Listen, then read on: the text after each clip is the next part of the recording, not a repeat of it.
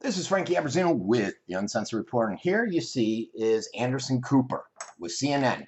And I'm bringing this up because of an interesting email today that I got, and I just wanted to follow up with it from Michael Webster, who said, "I'm leaving your page, goodbye." And I said, "Good rhythms."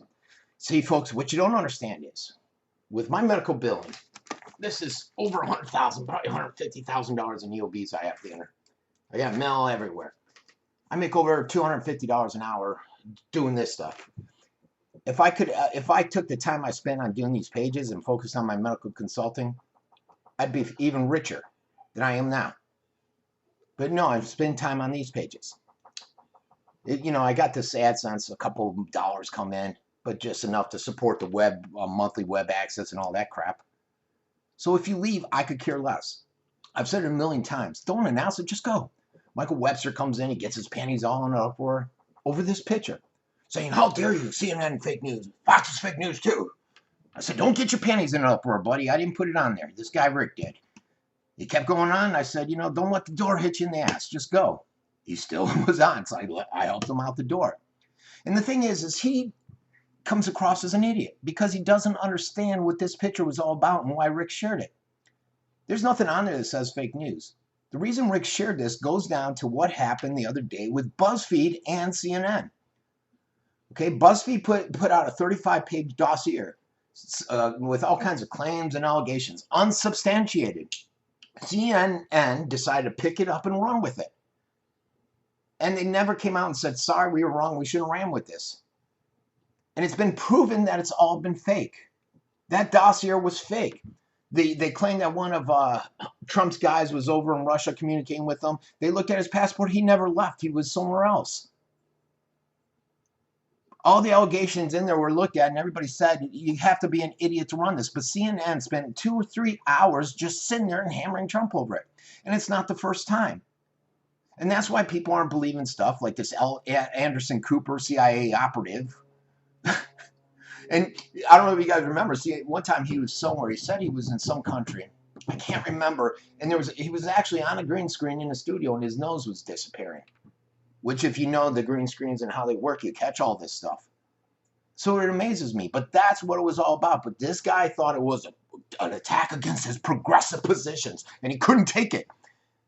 This cupcake got all upset, became, his safe zone was violated. And the snowflake had to tell me he's leaving.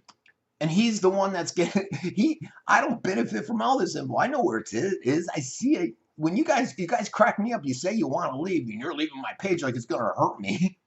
You're the ones that benefit from this stuff. But what you need to start doing is watching for this fake news. And a good example is the gondolier. A few weeks ago, they put out a story, which I shared.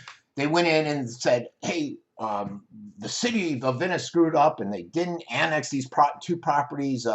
Waterford, where Daniel lives? I think, not Waterford, West, I forget what it is. And then Venetian Golf over in the north of Venice. And over 3,000 homes. We haven't been getting property tax." Well, lo and behold, we were getting the money. It wasn't being allocated. We probably lost a few dollars here and there. Wasn't being allocated properly. This all came out like a couple days later. And it came out through just writing a simple email to the tax collecting office and seeing what's going on. But the Gondo, the hometown paper, decided not to do that. They decided just to sensationalize it, grab this information, and put it out there. It was a fake story. Yet you don't hear anybody in Venice saying something about it. They came in today with their paper and they said, "Oh, God, I think I have it on. I'm not going to show it. I don't like to promote those guys." They came out and said, "Oh, yeah, it was fixed. It was just a little minor snafu and over some acreage or something like that. It's all getting fixed." It's like on the 9th or 10th page. Well, why wouldn't you come out on the front page? Just like when they didn't mention me for running for mayor on the front page, they would list all the candidates and that. They come out a few days later and puts it way back in the back. "Oh, yeah, Frankie's running." Fake news. Uganda is the epitome of propagandizing, weaponizing news here locally. And it's done by all these papers. Just like when Earl Kimmel went out and said, "Oh, yeah, the Gondo can't stand Frank. There's this long-going feud." But then he reports what they said, slamming me, and doesn't say this is what the Gondo said. propagandizing, trying to get stuff, just like this guy. All the networks do it. But that's why you need alternative media. And the sad part is these guys, these major media owned by 90% of the, or 6 corporations own what they say 90% of the media. They're starting this censorship of alternative media because after this election, when none of them decided to carry WikiLeaks, and folks, I don't care what you say about WikiLeaks, they've not one of their stories or leaks has ever been proved unsubstantiated, incorrect. It's all been proven to be accurate. Yet major media didn't pick up any of those huge stories there. Alternative media did. And people started realizing, wait, there's a lot of news out there that is not being shared. And major media is treating us with kid gloves and only giving us what they want out there. Just like I think it was CBS the other day when those 4 African-American kids kidnapped a white kid and they're getting charged with a hate crime. CBS tried coming out and making it sound like they were white kids tormenting a black kid.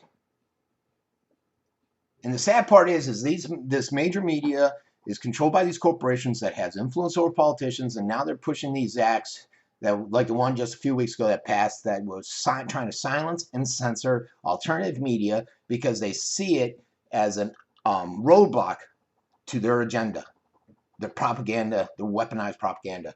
But this all goes back to this old Mike Webster. So leave the page. I could care less.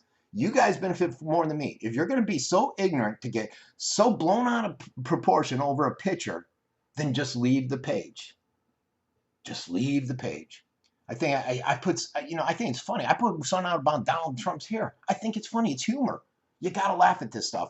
It amazes me how many of you guys are destroying your relationships with your families, with your spouses, with your friends over politics. If I see someone's totally opposite on the other end of the spectrum from me on politics, I don't even mention it. I don't even talk about it. Get a grip, folks. You can't live in this safe space all your life, you little cupcakes. All right, this has been Frankie Abbruzzino with the Uncensored Report.